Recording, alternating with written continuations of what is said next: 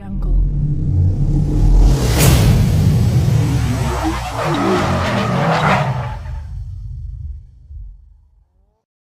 Hi. Bienvenido a Mexico.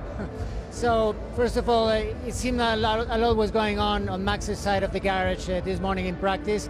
What can you share with us about what happened at the beginning, then at the end, and also the feedback you got from both drivers?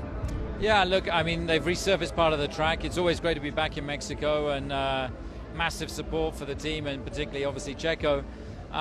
So we hit a bit of debris on that first run with Max that did a bit of damage that needed to be repaired, but we're working through a program, and we have some very good information. A problem in the end, and if anything worrying in terms of the power unit? I think Honda have understood the issue and hopefully rectified it, so we'll see in the next session. Checo said that he wasn't on the same spec of floor as Max last weekend. He kind of gave an explanation, but we wanted to ask you, and what can you share with us about the differences you had last week and what the plan is for this week? Well, look, I mean, the specification was the same. I think that always you're going to get very, very slight differences on, on components, and there was a very slight difference because it was a modification to an existing component. So we're talking minuscule amounts. So, but hopefully he can get the most out of the car this weekend. So it's going to be the same spec this week, or? Yeah, I think again you get minuscule difference in either weight or sometimes in ultimate performance, but it's